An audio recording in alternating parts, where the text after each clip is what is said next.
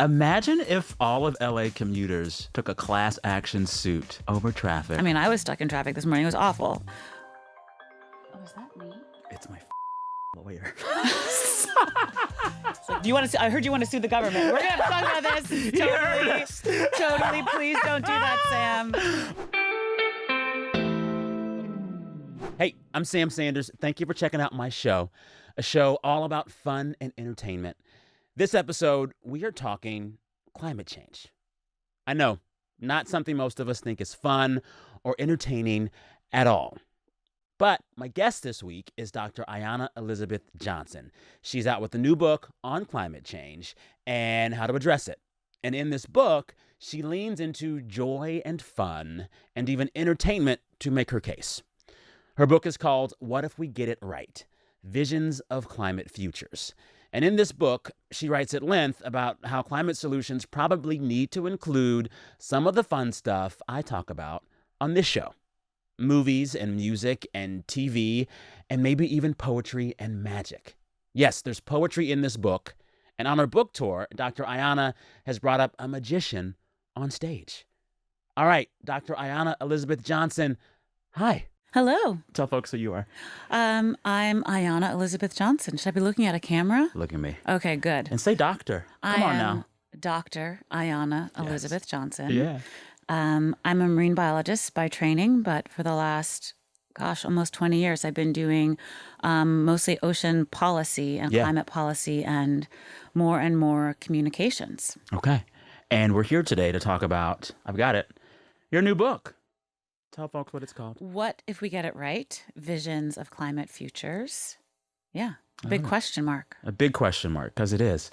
So I want to start by talking about your book event, which I went to this past weekend. I go to a lot of book events. This one was fun. You called it a climate variety show? It was. There was a lot of variety. What made you think of that? I didn't want to go on a book tour. It sounded well, you're on one right now. Like an awful thing to have to do. Yeah, and right? yours has a lot of stops. And mine has 20 cities, over 40 events. Yeah. I'm a masochist. Yeah. But the reason I'm doing that, obviously, is to engage people in this concept, this discussion of climate solutions, where we can all fit in, how we can accelerate implementation and adaptation and resilience, all of this. But I didn't want to do a book tour. And I was like, well, the only way I'm going to do it is if I design it so that it's fun for me. Yeah. Okay. And so the whole vibe is like, let's take climate change seriously. Obviously, it's serious. But we don't have to take ourselves seriously. Like, that part is optional. Yeah. And I reject it. Okay. Hence the variety show. And I want to tell folks checking this show out what kind of variety show it was. I'm going to try to run through it all. It called it a climate variety show. There was singing, there were poets, there was magic, there was comedians, a DJ, 2 puppets. How many puppets? 2 puppets. 2 puppets. Yeah. Games, audience interaction. Dance-off. Yeah, I had to miss the dance off. You left early. You missed Dance Dance Revolution to Sean Paul's Get Busy. Ayana versus Jason Sudeikis. Oh, yeah, also Jason Sudeikis was there. He was my co-host. He co-hosted at the Publication Day event also in Brooklyn. Yeah. Yeah. So I want to talk about the event because I was thinking, I was like, when is the last time I consumed content, events, book, movie, TV, music, anything about climate change that had any bit of joy in it? And I said to myself, Fern Gully. And even then I was worried most of the movie until the end when they saved it. Why don't more people, especially more creatives, especially Hollywood, talk about climate change with any other emotion besides despair? Well, first of all, Hollywood barely talks about it at all. Yeah. In something like 30 or 40,000 scripted films and TV series, less than 3% mentioned any climate terms at all. So just 3% mention. Under, like 2.8%. Wow. And so we're just not seeing, I mean, I think part of what you're getting at is like there's a possibility for a broad range of emotions and approaches. And right now it's just absent. Yeah. And obviously, I think that's a missed opportunity. This book has 20 interviews in it at the heart of it. And one of them is with Franklin Leonard, the Blacklist in Hollywood, who deals with everything screenwriting. Yeah. And Adam McKay, filmmaker, director, producer. Who made a climate change movie. Who made Don't Look Up, which is, a parable for climate change.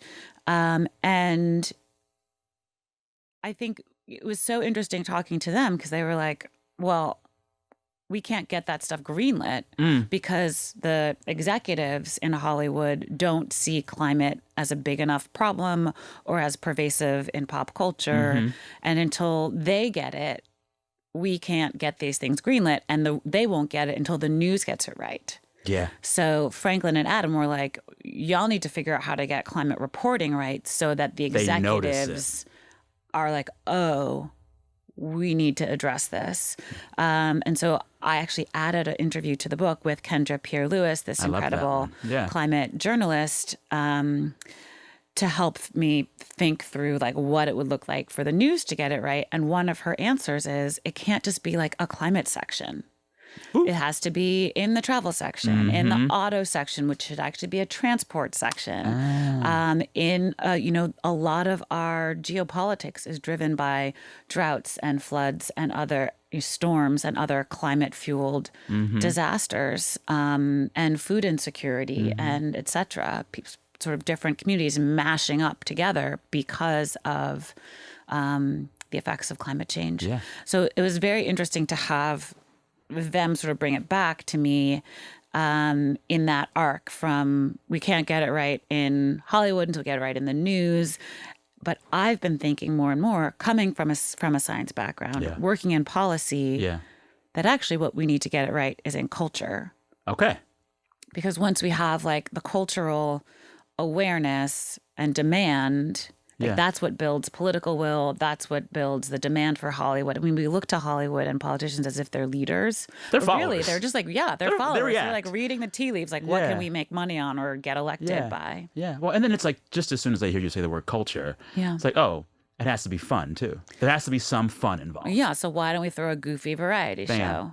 I love this. And just try to welcome people in. I mean, that's actually what I think of as my role in the climate movement, as like welcomer. Yeah. Like, come on, we need you. Yeah. I want you to talk about one example of getting it right from this book. Your favorite or your one that you think is the stickiest. There's a lot in here, but which one are you glomming onto right now? Every time I think about it, something else pops to mind. Yeah. I'm heading later today to San Francisco to do some events with Abigail Dillon, who's the president of Earth Justice. Okay. And Earth Justice, their tagline is because the earth needs a good lawyer. So they're suing corporations, they're suing the government for not adhering to the standards that are set, right? The Clean Air Act, the Clean Water Act, et cetera. And one of the cases that they brought was against the government because the U.S. Postal Service was buying a whole new fleet of trucks and they weren't going to be electric. Oh. And they were like, we reject this.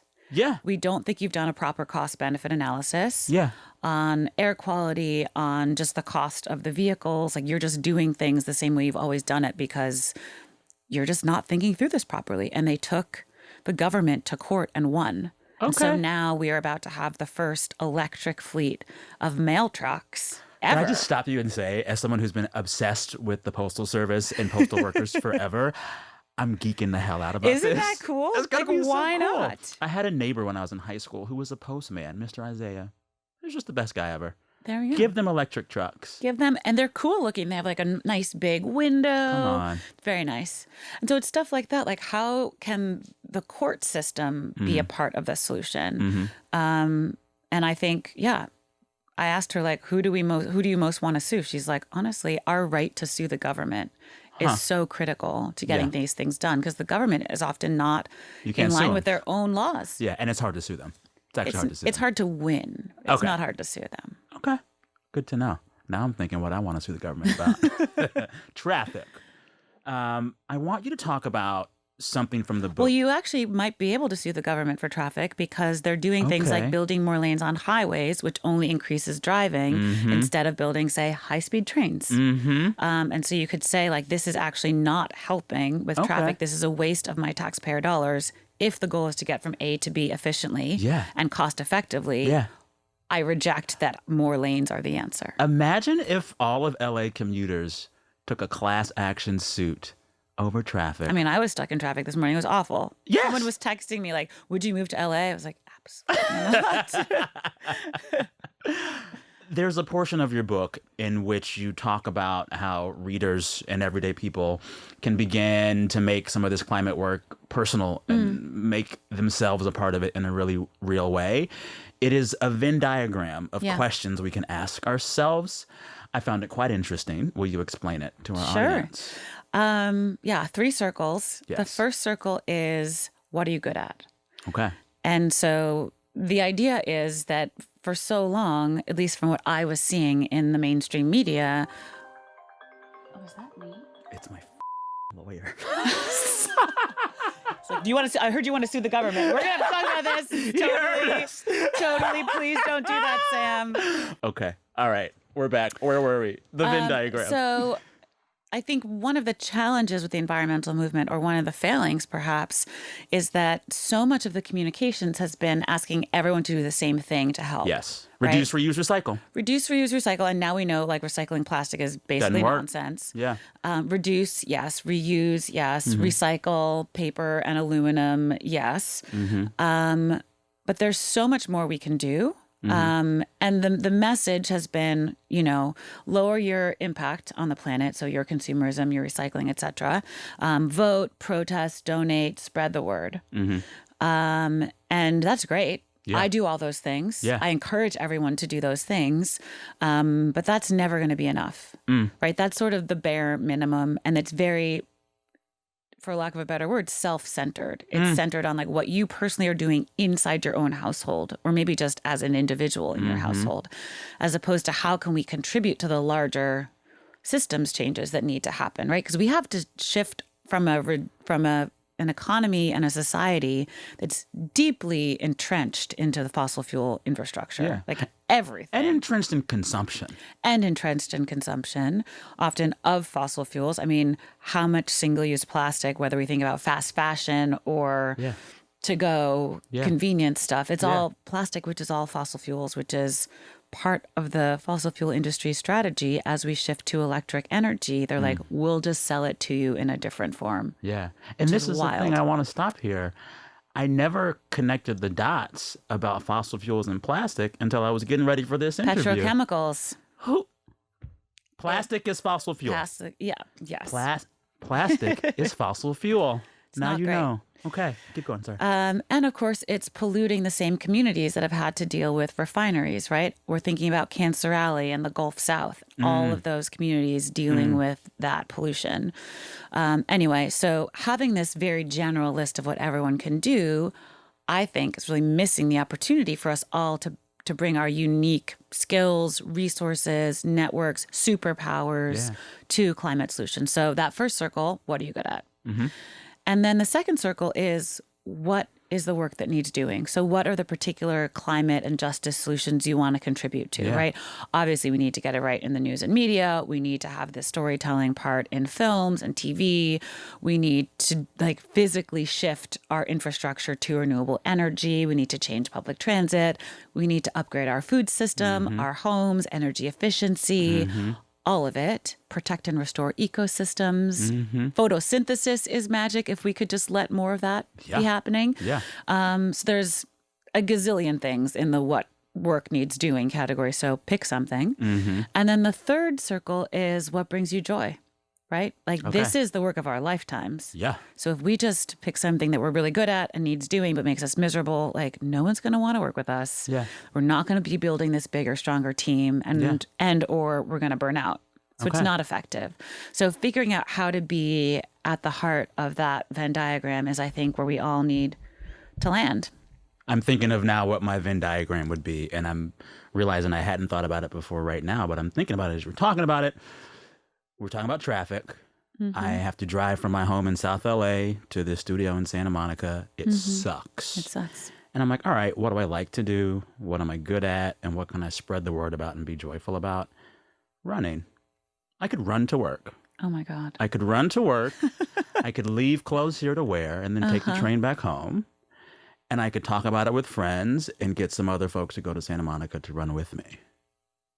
Okay. Why not? I mean, I don't know. I'm just like, that sounds like a lot of polluted air you're breathing. I don't know what the route is. I already run in LA. It's fine. Okay. I'm already in it, but I'm just like, okay, this is something that I could do that would feel good and that I would evangelize. I would talk about it with others. Bring more people in. Yes. I would encourage you to think also about what you can do in your professional life. Yeah. Well, because that's where you have like the most power, right? The most influence. Yeah. We all do have our sphere of influence with our friend circle. And I think this conversation, great, but like, every topic you're going to have a guest on here about connects to climate in some way. You could ask every guest something about that intersection of their work, because I think one of the challenges with the media right now is that climate is always like a separate conversation, whereas it's actually related to the election, as we've talked about, right? It's related to our transportation system, our food system, everything. So I would like up the bar a little bit and think about what you can do in your personal life, but also what you can do in your professional and civic life as far as contributing to climate solutions. I mean, maybe there's something KCRW needs to do to up its game on sustainability, right? What the hell are y'all doing? I don't know. Maybe there's a way the institution could lower its carbon footprint or think about showing up in a different way. Or if it's already doing everything right, how can this organization bring other stations along into these best practices? I think that's something I've noticed a lot with corporations who are really leaders on sustainability is they're like, it doesn't really matter if we're perfect if no one follows our lead. There you go. So that's so important to like build that team. Yeah. I want to go back to the entertainment industry and this idea of them never doing it, never talking about climate change or rarely doing it in a way that works for people. You and Franklin Leonard and Jason played a wonderful game at your show this weekend called Blockbuster, but Make It Climate. Correct. Explain this game. So the game is Jason Sudeikis played the host. We brought Franklin Leonard on stage, who I've known since 1998, freshman year of college. You all went to school together. Yeah. So he can sort of like, we have a comfort level. He can make fun of me, basically, and vice versa. And he knows everything about movies. Like, and I know nothing about movies. And I know a lot about climate. And he knows very little about climate. Yeah. And so the idea was between the two of us, we would take suggestions from the audience of blockbuster films and brainstorm how to weave in a climate plot or subplot. Yeah. What did y'all come up with on the stage that night? I'm remembering. Something Mean Girls related. Oh, I was like, can she start a climate club at her high school? Which is like, most high schools have one now. How come we have nothing like that on TV, right? Or for like rom-coms, why can't we have a meet cute at a composting facility or in a bike lane at a red light when you like look to the left and you're like, that dude is like looking very cute today, right? Or like a family fight at an EV charging station because someone didn't plan shit correctly, you know? Like, all of this is part of our normal lives now, and it's not reflected at all. I mean, the hot solar panel installer, like, definitely deserves a cameo, right? And then the sort of the last one was someone was like, Titanic. And I was like, well, there's climate change and there's no icebergs. And then they just live happily ever after. Yeah. Because the boat doesn't sink. So yes, a lot of plots could be, I think that's the point, is that it doesn't have to just be documentaries about the problem. Yes. It can be solutions woven into just plots. Normal life that's playing out in sitcoms, in dramas, etc. You and Franklin talked about this, and I had never thought about it before. Black Panther, whether they meant it or not, is kind of a climate change movie. Totally. Because the world of Wakanda that exists in that future, that Afro future, it is respectful of the planet in ways that our current one is not. Vibranium. Yeah. Renewable energy. Yeah. High-speed trains. Come on. No urban sprawl. Bam. Protecting natural resources, and then like city with trolleys and green buildings. Like, that's the opening scene. Yeah. You like fly in over this like herds of wild animals and lush green rolling hills. And it's literally the opposite of LA, where you just have like endless housing subdivisions, right? Yeah. And I think that is really interesting. The person who pointed that out to me is Kendra Pierre-Louis, again, this incredible climate journalist who wrote about that in an essay for All We Can Save, my first book that I co-edited with Catherine Wilkinson. And I was like, oh, yeah, like that's how you would do it. And Black no one Panther's looks a climate at that. change movie. Yes, but in all these movies, they're showing us possible futures. Every film we see is depicting a world that we either want or don't want to live in, or elements of. And I would just love to see more films that show us a future where we get it right to some degree. And I think getting it right doesn't mean a perfect world, right? Yeah. The climate has already changed. Yeah. We're talking here on the heels of one of the largest hurricanes to ever hit the Southeast United States, to hit hundreds of miles in. I mean, flooding in Atlanta, Flooding in Asheville, North Carolina has never happened before in Atlanta like this, right? We are seeing completely unprecedented, extremely dangerous, long recovery time impacts of climate. Yeah. And we're not dealing with this in popular culture. Yeah. It's just like we just move on. Move on. Or we love to make films that only talk about an incredibly dystopian future. Right. I love the Mad Max films. And every single one of them imagines a world in which there ain't no more water and we are all in trouble. Hollywood loves to do that. Yeah. Less so loves to do things where we get it right. I mean, you aren't a psychologist or psychiatrist, but what do you think that's about? I often wished that I had studied that in college instead, because so much about climate solutions, like, first of all, we have the solutions we need. They're there. Like, we already know how to do all this stuff. It's no secret how to move off of fossil fuels and protect and restore nature, et cetera, et cetera. Like, we know. It's a matter of motivation for implementation. Yeah. Right? How quickly, how justly can we deploy these solutions and at what scale? And that's a question of like, are you inspired? Yeah. Are people who have the money and the power inspired and motivated? Are we excited about this? I think so often about like, how do people's minds work? How do they decide what to prioritize, what to spend time on? And how do we decide what to think about with fear or what to think about with love or humor or optimism? Like, what is it about human psychology that as soon as we're faced with the idea of climate change, most of us default to doom, gloom, that's it? I think it's not even just that we default to doom and gloom. People default to giving up. Yeah. Because it seems so big and so hard. Yeah. And like that is the purpose of this book. Okay. To say like, we don't get to quit. You don't get to give up on life on Earth, right? Like that's ridiculous. Yeah. Well, there's somewhere in the book where I forget who you're interviewing, but your guest was like, all these billionaires saying they're going to move to Mars. They won't even go to the Bronx. I mean, you ain't going to Mars. We're here.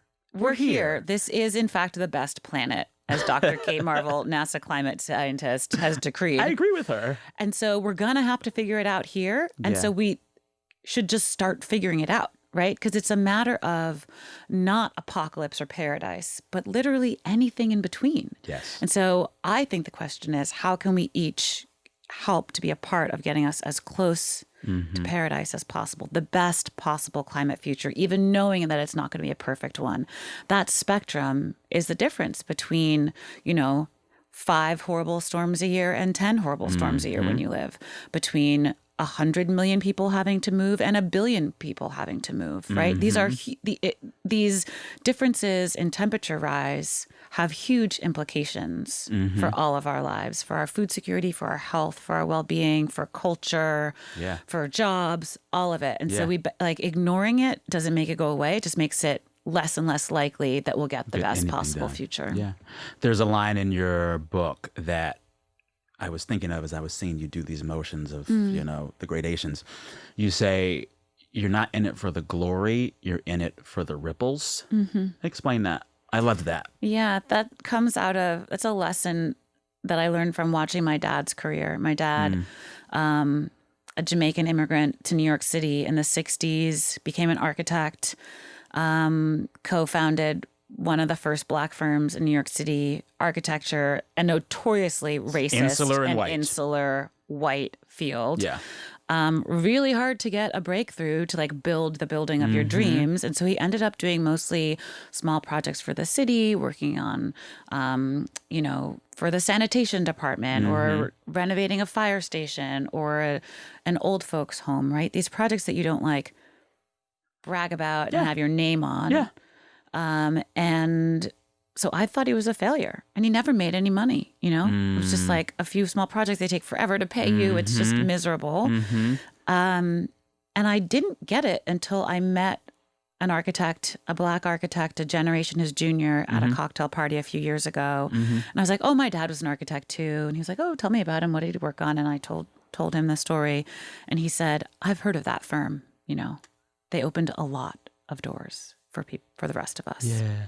And I absolutely teared up, Yeah, right? I am almost about to as well. That's because beautiful. That's the whole point. Like, someone has to go first. Someone has to be the trailblazer. And they might not see the glory. And you don't get the glory. And that doesn't matter. Like, he was successful because he did what he set out to do, which was like There you go. pave the way for others. And I think so much of what I hope this book will do, or perhaps my work more broadly, is just call them ripples or seeds, just get these ideas out into the world, primarily that we have the solutions we need and that we need everyone to help us make them happen in the world. And to me, the sexiest word of all is implementation. Okay. Right? So like, how can we all be part of like making these things really happen in the world? You can be a ripple.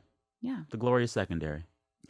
I mean, and also not that useful and distracting and all of that sort of like celebrity influencer culture stuff.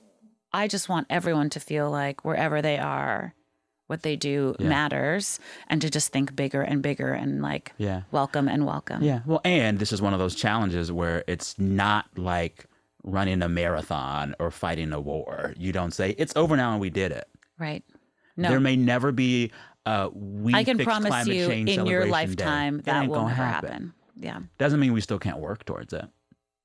Yeah. Absolutely. I love this. I've been thinking actually a lot about the civil rights movement in this regard, right? Like, there's no guarantee of the Civil Rights Act of any sort of future equality, right? Like, the odds were long. Oh, yeah. And the fight was hard, and it was dangerous. Yeah. And all of these things. And the line that comes back to me is Martin Luther King saying, I may not get there with you. That doesn't mean you get to just be like, well, if I'm not going to see the victory, then like, why bother? Yeah.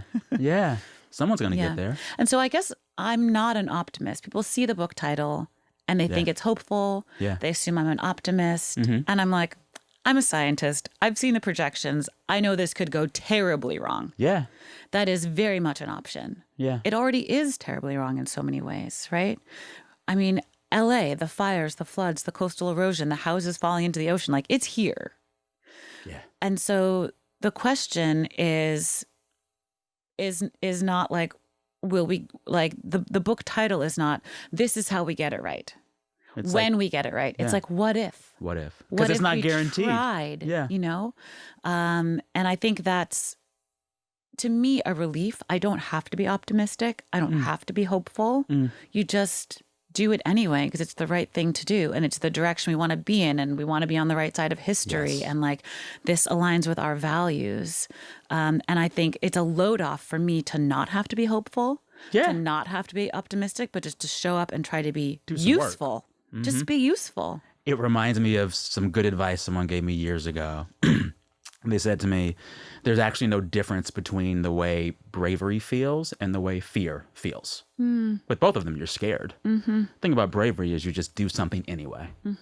And so you don't have to wait to feel optimistic. You don't have to wait to feel no fear. You don't have to wait to see a finish line. Ripple now. Yeah. Ripple now. Yeah. I was talking to NASA climate scientist Dr. Kate Marble the other day. Great last name, by the way. I know. MarvelClimate.com is her website in case you want to read her scientific papers. It's ridiculous. Yeah. And she was saying, like, this whole optimism thing. She was like, I kind of don't get it. Like, I don't feel optimistic about paying my taxes, but like, it's just something you do, right? Yeah. I don't feel optimistic about dinner. And so if I don't feel optimistic, I don't like buy groceries. It's like, you just like do the things. Yes. And then. Yeah. And you can do a lot of things in a lot of different emotional states. Totally. And the only emotion is not optimism. Like in the emotions that feel bad are also there too and good too. Some people are actually very motivated by the fear stuff, like the fire and brimstone stuff, right? Like David Wallace Wells' book, The Uninhabitable Earth, got a lot of people off their butts and into the work, right? Yeah. So I think this whole hope versus fear thing is a sort of useless false dichotomy. Yes. And the thing that we need is actually just more people talking about it with the full range of human emotions instead of arguing about like which is the right emotion. It's like we're each going to respond to different Also, have you things. seen Inside Out, people? All of your emotions are trying to help you in their own special way. Thank you. Yes. Come on. All right. It's time for a break. Will you stick with us? We have some questions from listeners for a climate scientist like yourself. Okay. All right, we're back on the show with my favorite climate thinker, Dr. Ayana Elizabeth Johnson. I mean, you are. I'm honored. You are. Dr. I'm like, how Ayana many climate Elizabeth thinkers Johnson. do you have? I want to briefly ask you some questions that people sent in to me and to you over the weekend, because I said on my socials I'm going to be talking to Dr. Ayana about climate change and just how to just deal with it inside of ourselves. And people love you and they love being able to ask someone smart questions on this theme. So can I give you a few? All right. I'm ready.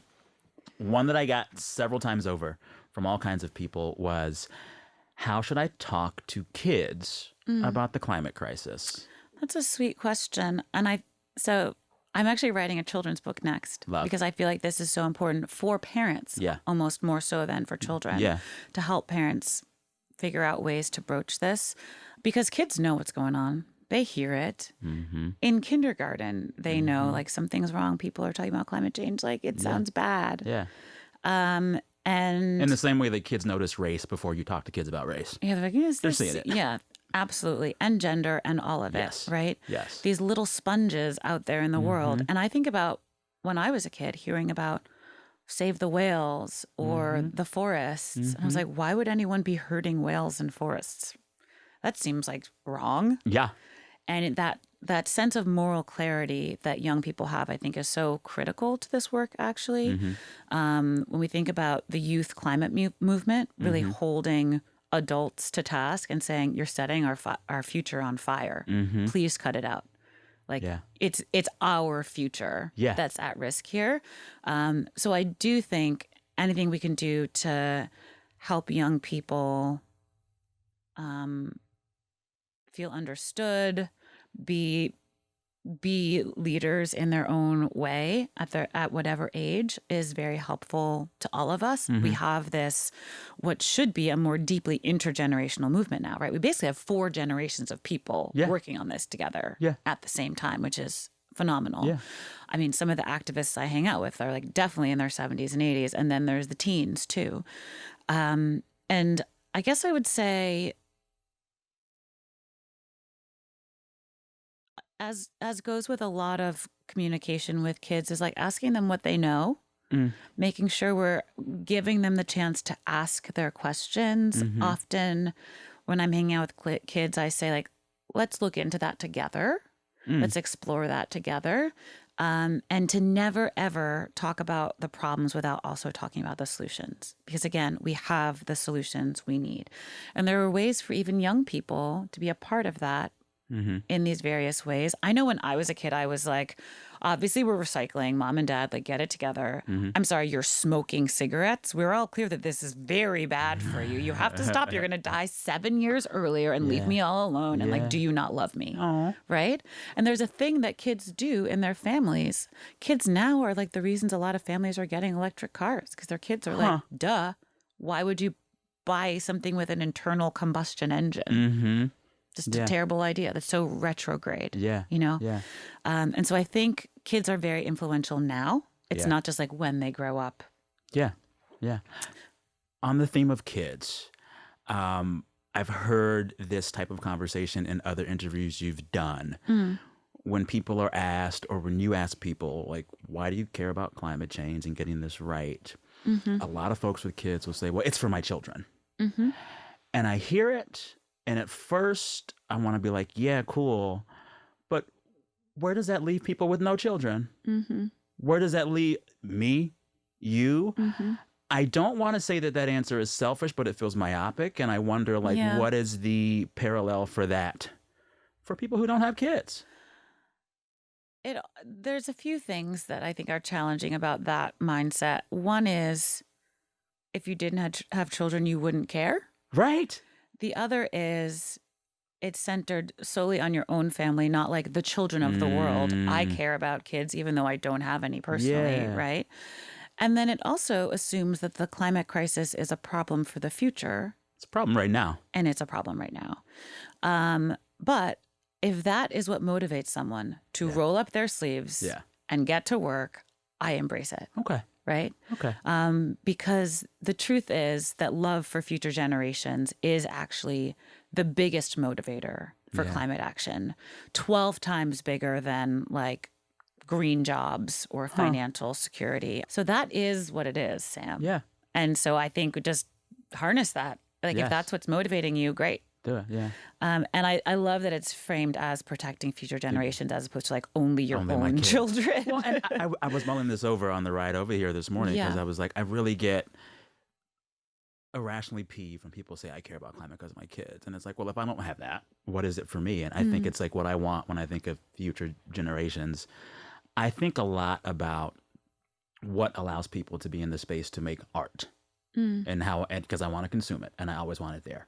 And there's this narrative that people make great art when they're in distress. But in actuality, people make great art when they're at ease, when they have time, when they have space, and when they feel safe and loved by where they are. And I'm like, oh, I get it.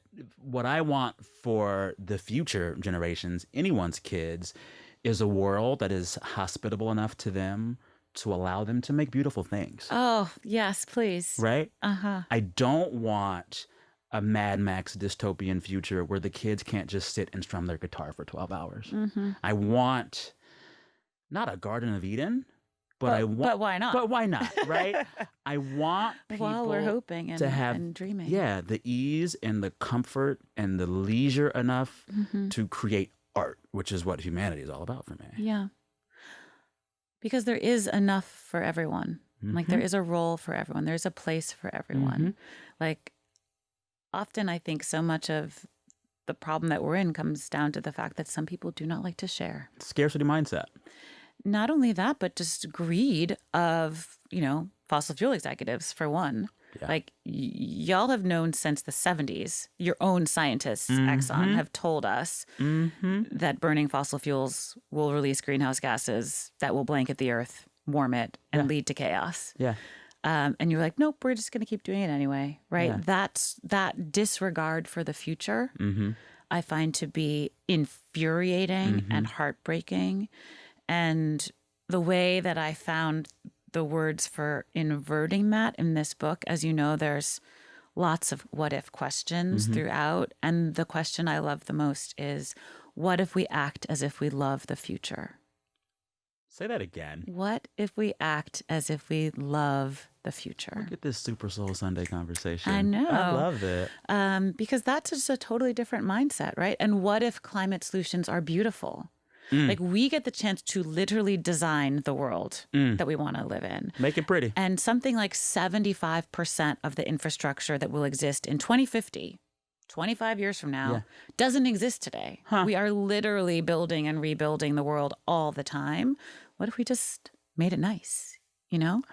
That's an option for us. I love this. Like, You're saying this in We could Los replenish. Angeles. We could regreen, right? Yeah. We could invert things in all these ways. Yeah. I hear you saying this in Los Angeles right now, a city that doesn't know how to build things pretty. I mean, this is what happens when I'm like raised by an architect and an English teacher. I'm like, what are the ways that we could understand the world and create the world? Yeah. And design things that are both beautiful and will last. Yeah. Yeah. I want to get another question from the audience. Please. This one came up a lot as well, and I'm guessing you get it a lot, but it's always worth explaining. Does recycling actually work? It depends on what the thing is. Okay. So aluminum cans, please never, ever, ever throw out an aluminum can. Recycle.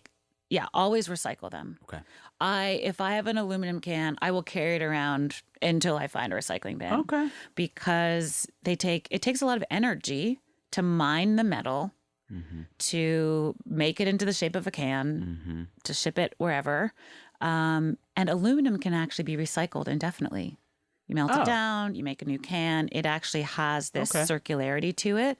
Whereas plastic, in the best possible scenario, you can recycle once or twice. What about glass?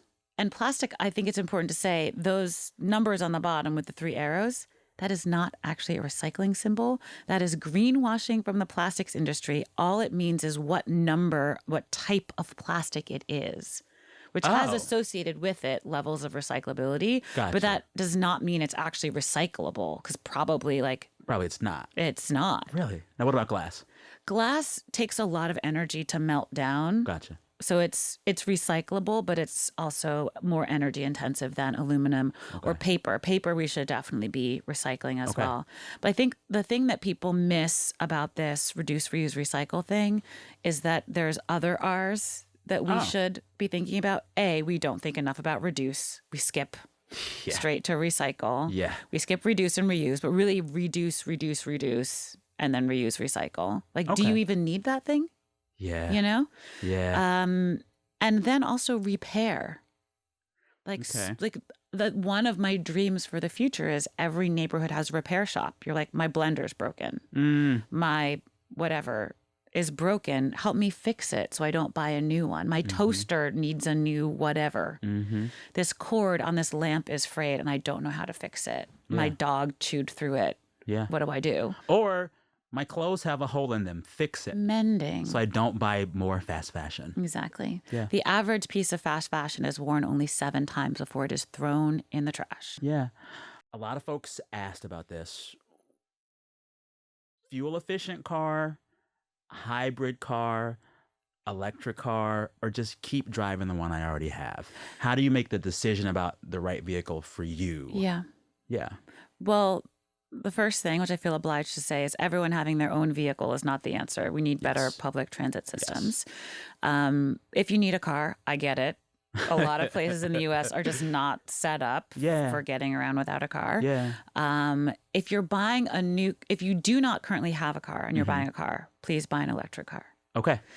If you already have a car, the math gets, as your listener was suggesting, a little bit more complicated in the trade-offs, because obviously it takes a lot of energy to make the physical car.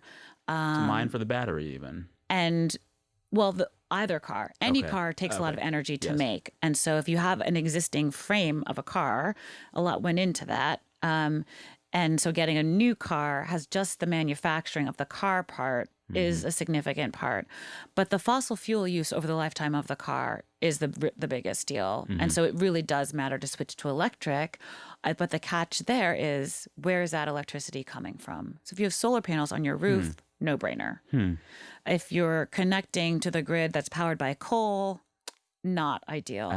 So you can still have an electric car that's powered by coal. You could. Huh. But the ideal is that we are all transitioning to renewables. So even if your electricity grid is powered right now by natural gas, say, we're putting in solar at an incredible rate that no one expected. And the same with wind. And so as the grid gets cleaner, the impact of our cars will also get cleaner if they're electric. So because we have cars for more than a year, because that transition is happening, everyone should really be buying electric now. Yeah. One more from our listeners, and then we're going to have a short reading before I let you go.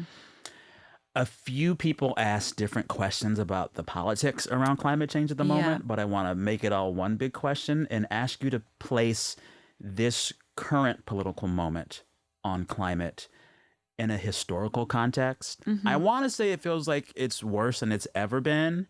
You've talked about this, like in the 80s and 90s, Democrats and Republicans were coming together on climate change. We're not doing that right now. How bad is this political moment for climate change in some kind of historical context? Yeah. Okay. I mean, in a historical context, the Environmental Protection Agency was established under President Reagan. People forget that. That's when a bipartisan Congress passed the Clean Air Act, Clean Water Act. And I don't know that we could pass those things today. We barely pass budget approvals to keep the government open. It was in the early 2000s that you had Newt Gingrich and Nancy Pelosi sitting on a couch together being like, we need climate policy in America. I got to find that video. Can we add it in post? So weird. They're literally sitting on a couch in front of the Capitol, like a love seat together, being like, totally agree with you, Newt.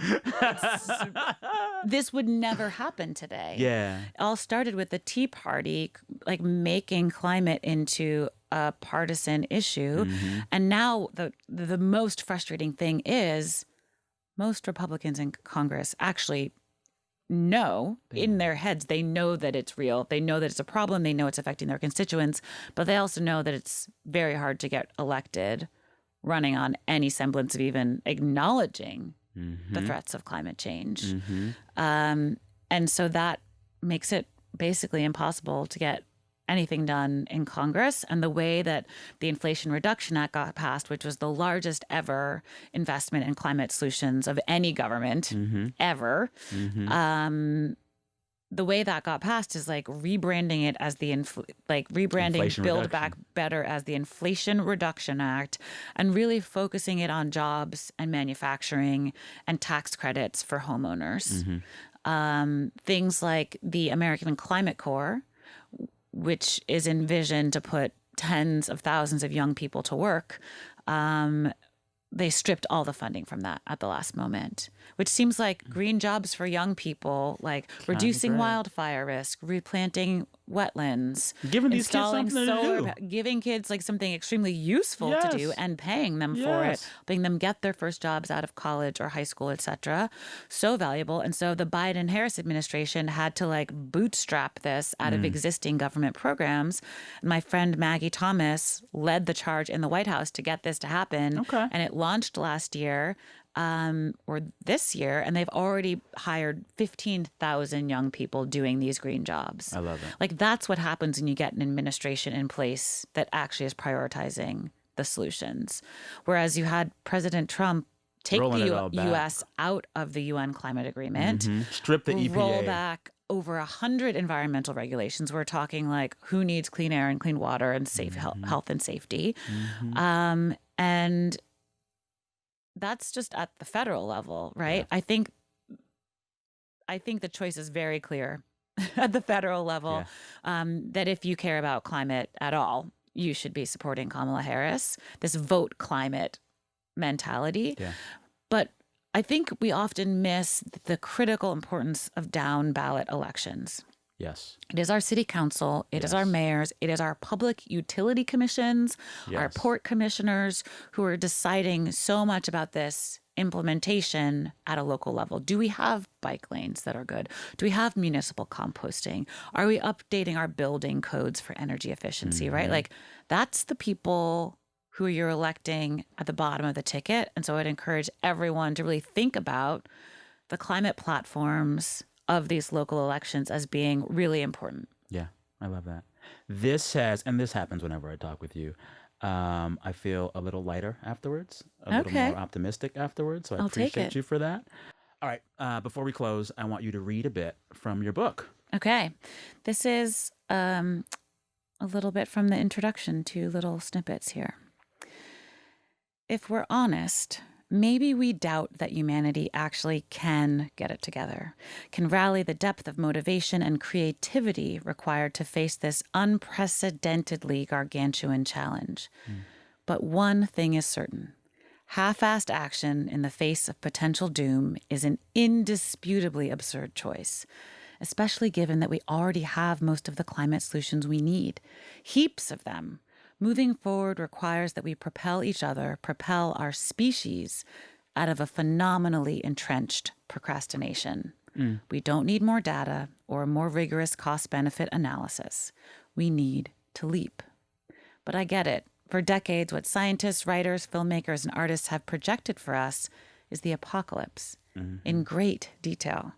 We can easily picture the climate change-fueled floods, fires, droughts, and storms, and the immense suffering, all of which are now well underway.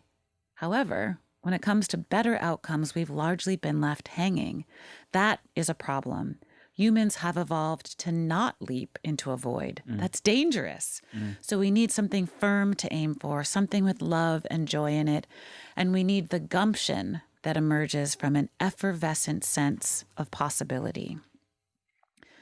We find ourselves in a time of reckoning, at an inflection point for humanity. What we will inflect toward is not clear.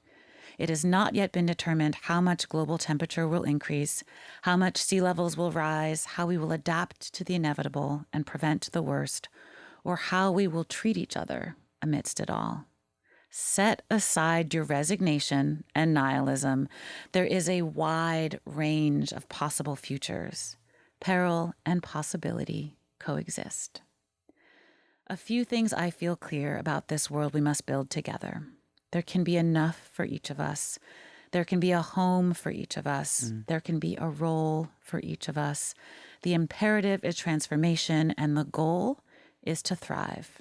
Even if that's all we know for sure, it's enough to get started. Now, will we get it right? I have no idea. It's a long shot, but we could. Dr. Ayana, I'm so grateful for you. Oh, I'm grateful likewise, for you. Sam. I'm glad to know you. This was a delight. Thank you. Come back. I'd love to. Bye. Bye.